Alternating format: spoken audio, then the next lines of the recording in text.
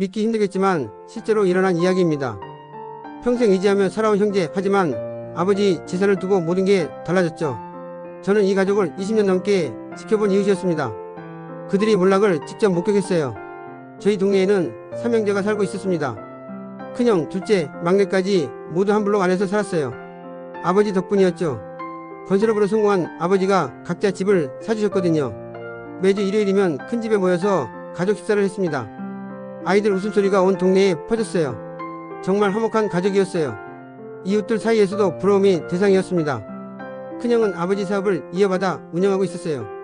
둘째는 공무원, 막내는 작은 가게를 운영했습니다. 경제적 격차는 있었지만 서로를 아끼는 마음만큼은 진짜였어요. 아버지는 70이 넘어서도 정정하셨습니다. 내 아들들은 착해서 걱정 없다는 말을 자주 하셨어요. 하지만 몇 년 전부터 건강이 나빠지기 시작했습니다. 아버지가 병원에 입원하신 후부터 분위기가 이상해졌어요. 형제들이 번갈아가며 병실을 지키긴 했지만 뭔가 어색한 기류가 흘렀습니다. 형님, 아버지께서 유언장 이야기를 꺼내시던데요. 둘째가 조심스럽게 말을 꺼냈어요. 큰형의 표정이 굳어졌습니다. 그런 얘기는 아버지가 회복하신 후에 하자. 하지만 은밀한 대화들이 오가기 시작했어요. 막내 며느리가 제게 털어놨거든요. 요즘 집안 분위기가 너무 이상해요. 형님들끼리 눈치를 보는 것 같아요.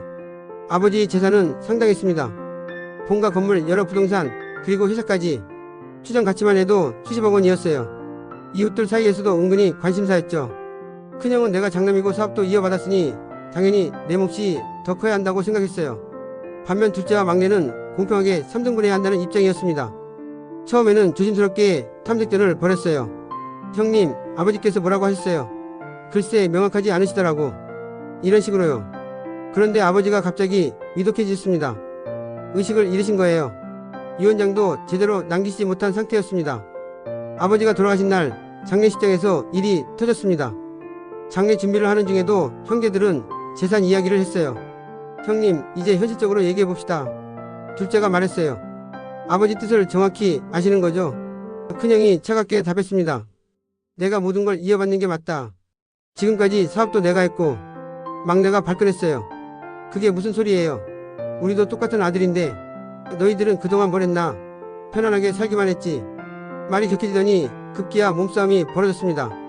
조문객들이 보는 앞에서요. 형님이 그렇게 나오시면 법적으로 해결하겠습니다. 둘째가 소리쳤어요. 좋아, 해봐라. 누가 이기나 보자. 큰형도 지지 않았습니다. 그 순간 가족이 완전히 깨져버렸어요. 그 후 3년간 법정 다툼이 이어졌습니다. 변호사 비용만 수억 원이 들어갔어요. 형제들은 서로 만나지도 않았습니다. 결국 법원에서 3등분 판결이 났어요. 하지만 그 사이 회사는 망했고 부동산 가치도 많이 떨어졌습니다. 법정 비용까지 빼니 각자 받은 몫은 생각보다 적었어요. 더 큰 문제는 가족이었습니다. 조카들끼리도 서먹해졌어요. 명절에도 따로따로 지냅니다. 한때 그렇게 화목했던 가족이 완전히 남남이 되어버린 거죠. 저는 이 모든 걸 지켜보며 생각했습니다. 돈은 남았지만 가족은 사라졌다고요. 과연 무엇이 더 소중했을까요? 아버지가 정말 원했던 건 뭘까요? 여러분이라면 어떻게 하시겠습니까?